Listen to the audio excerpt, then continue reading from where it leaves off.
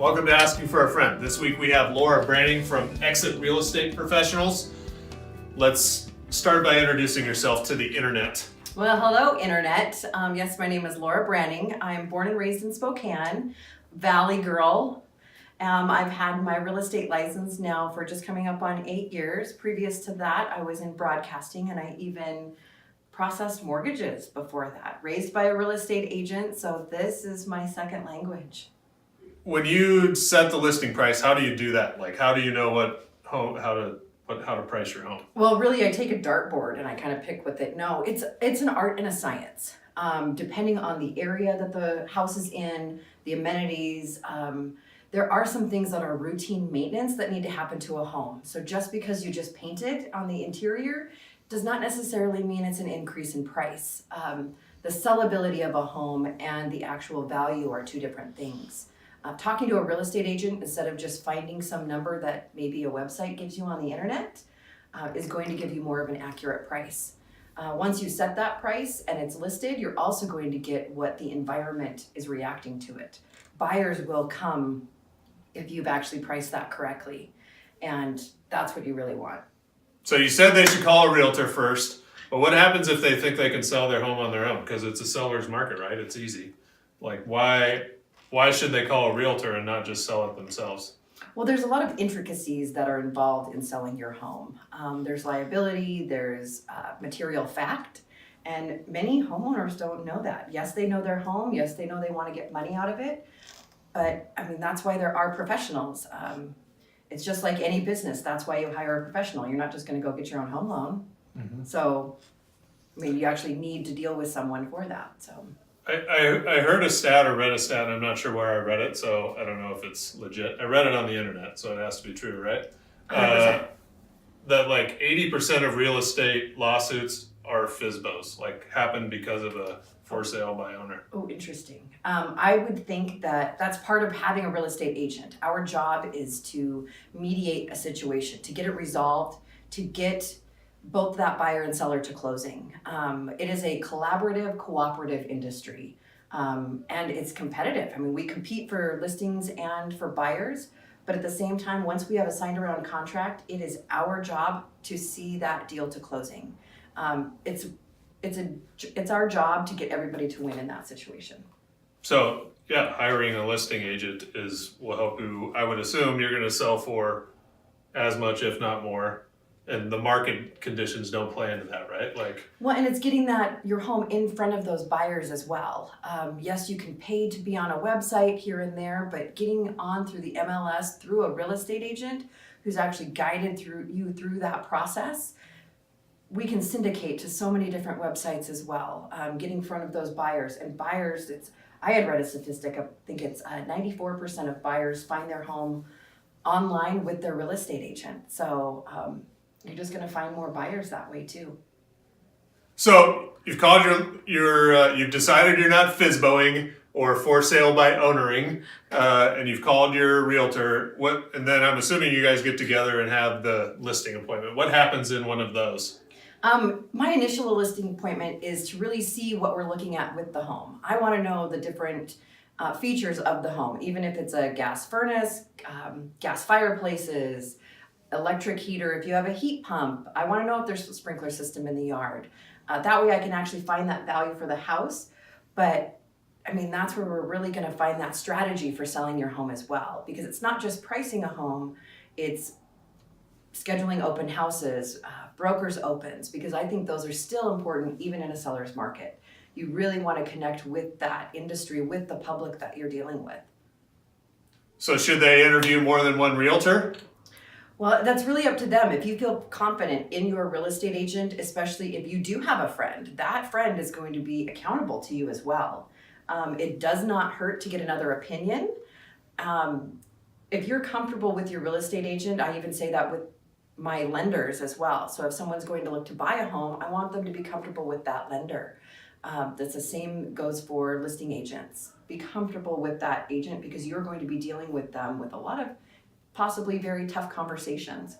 So you've chosen your realtor, you've decided to put your house on the market. Like, how does it officially go on the market? Is it just when the post goes in the ground? Like what? How Part does of it. Yeah, I mean, there's a whole process that does get involved, and depending on who your agent is, getting pictures taken care of, if those are done by a professional, if you have drone photography, depending on the property too. There's so many different scenarios that can happen.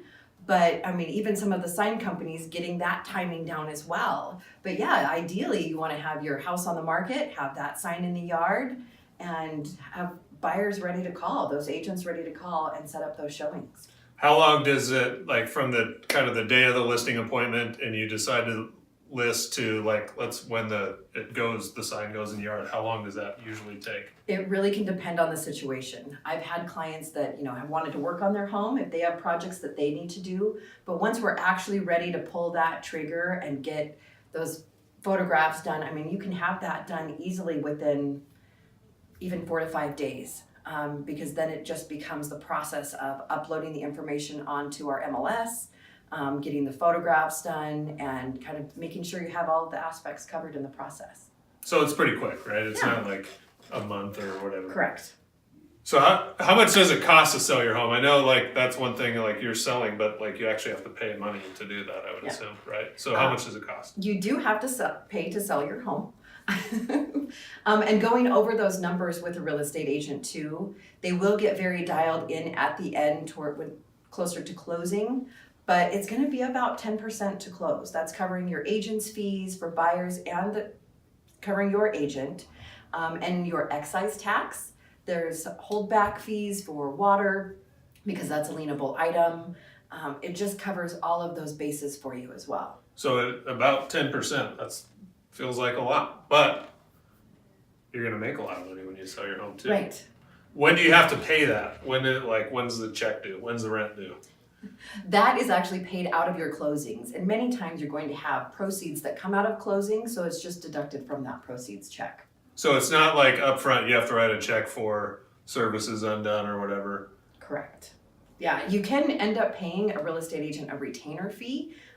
It's not very common in our market that I'm aware of, but I mean, that is a possibility that would be deducted from those final closing costs. However, we're really in a spot that we've just been paid at the time of closing. So your home's on the market. Do you have any control over when people walk into your house and see it? Like, how does that all work out? Yes, so that's actually even set up with your listing agent. Many times it's set up so that the other agents will actually call you to coordinate that time. And you can work that around your life as well. If it's better that you're a day sleeper, if you work at night, then we just put that in the comments, and say what times are best for you as a seller. It can also be set up that all of those showings are set up with your agent as well. There's even automated programs that we have that go through a completely third parties too. So many options. And you can't be there, right? Like you can't be in the house when it's being shown, or is that like, how does that go? You can be, but the whole idea with selling your home is you want to make it seem like it is someone else's home. The more comfortable that someone feels in your home, I actually tell many of my sellers that once your home is on the market, it's almost like you're renting it to the new people. So you want to declutter, you want to get that house ready, you want to make it seem like you're not living there, cleaning off the counters, getting as much out of the house that you can, pre-packing. That's something you're going to neutralize your home, so then that way it's appealing to the most number of people. So do you, like people are coming over, you have to clean the house, right? You got company coming over. That's kind of how it is. It's, we're looking at it that way. You are leaving, so even if you can take your animals with you, pets, the cats, the dogs, the bird, whatever, the lizard would be wonderful to possibly take with you, because you want people to feel comfortable in your home, whether it's throwing everything in a laundry basket to leave, getting those toys put away, and minimizing those toys if you have little ones, and even the dirty dishes, throw them in the dishwasher. That seems to kind of be the easiest one, but that way, as clean as possible, as little projects as possible, because it's nice to be able to spoon feed those buyers so they know that it's easy to walk into that home and it feels comfortable. Can you throw everything in a closet and just close the closet, or are they going to open the closets? They will likely open the closets, and they're going to open the drawers too. So the most that those can be cleared out, the better, but it doesn't have to be perfect. You still have to live there. So, I mean, there are opportunities where sellers have a vacant home. That's a great scenario as well, but not everyone can be in that situation. So what happens when you get an offer? Well, that offer is sent from the other agent to your listing agent. And going over that offer specifically, there can be many different things included or not included in the offer, whether there's home warranty, closing costs, any number of things. But also what's important is if you have multiple offers, I mean, that's kind of the scenario, the environment that we're in right now. And your agent can actually break down all of those offers for a net proceeds sheet to kind of see what they look like all at once. There's all sorts of buyers out there, whether it's different financing, no financing, closing times. There's many things that can be negotiated. And so as a seller, you kind of know when you put your home on the market how long you have to, like, this home has to be sold by this day because we got to be in wherever. Yeah, it can be a domino effect that way. You can have a purchase on another home, and it's also possible that your buyer is selling a home. So that's another one of the factors in there that can be a full domino effect. But having a good idea of, in this market especially, knowing that put your house on the market, you could be moving within 30 to 45 days. That is very, very possible. But having those contingency plans, if you do have another place, if you don't have another place, but it all comes down to timing. It may be that you need to stay in a hotel for a few days, get that storage unit.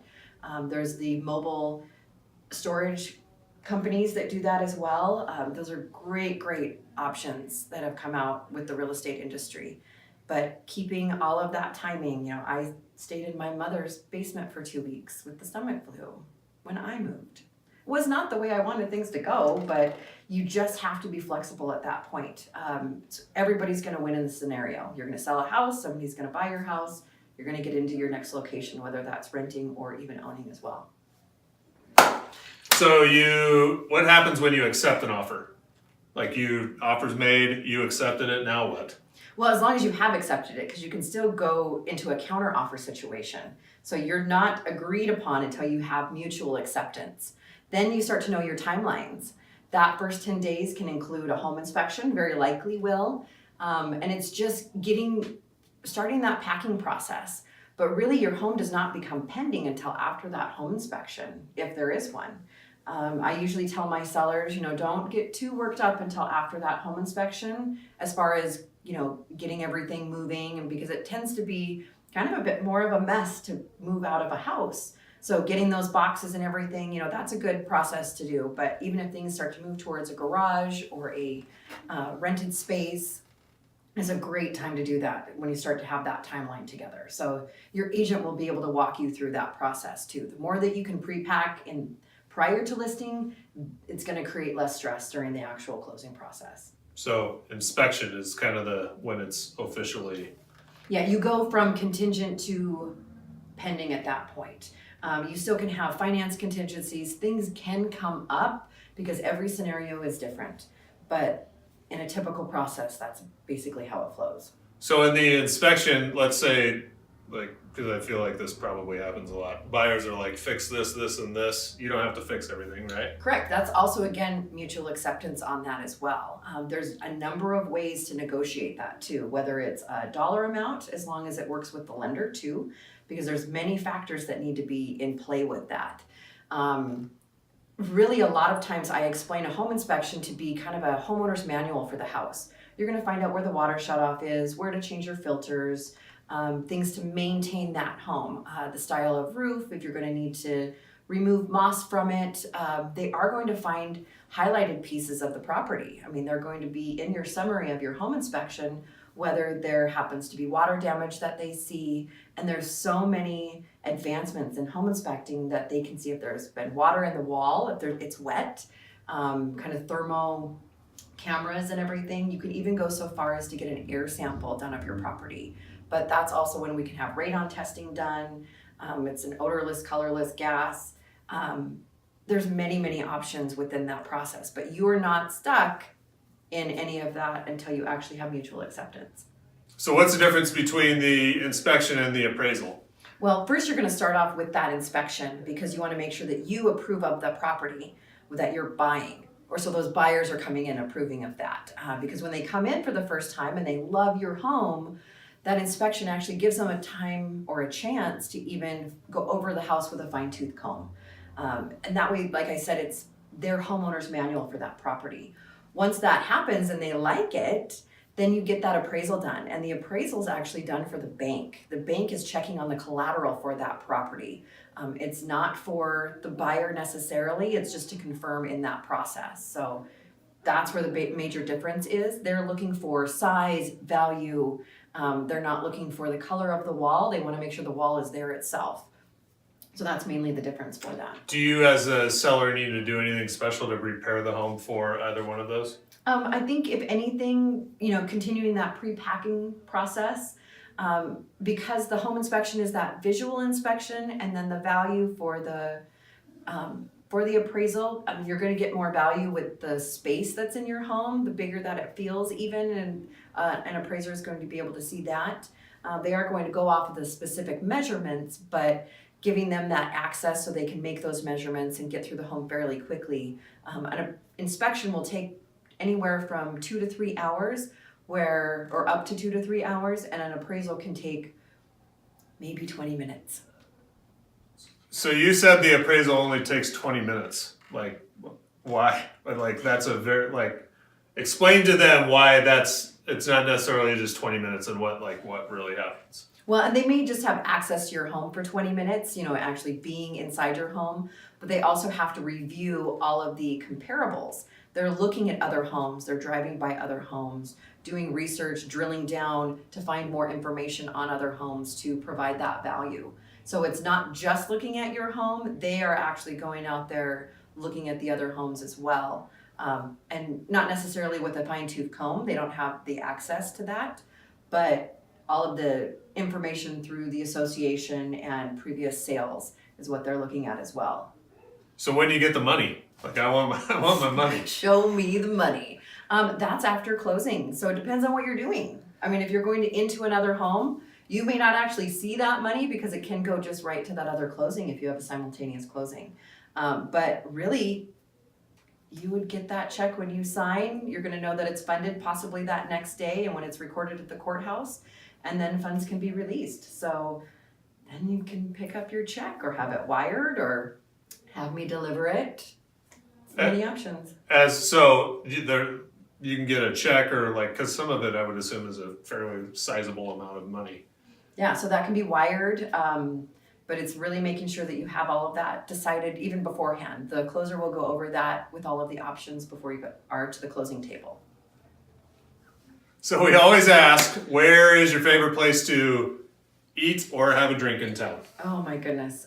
So a drive-through probably isn't a good one, but I don't know, this is gonna sound kind of funny. I like going to a place that I know that bartender or the chef really likes doing what they do. Two of my favorites even, I like Crave downtown. So fun. Lance down there does such a good job. But also in the valley at the Max at Marabou is Courtney, and she is hands down phenomenal. So those are two of my favorite places. But you can't not go to the Grand and be out on the summer patio too at table 13. That's a good one. So what at Crave, what do you get? What's the recommendation? I like a dirty martini anywhere I go. The dirtier the better, like Tommy Lee dirty. That's all I got on that. So thanks for joining us today. Where can people find you if they're interested in selling or buying? Well, easiest way is to get in touch with me by phone. Calling or texting, my number is 509-954-5647, or even emailing me. It's lauraebranning@gmail.com. Both of those ways, excellent ways to get in touch with me. I'm on social media as well, but those direct messages are the best way. We'll see you next week on Asking for a Friend.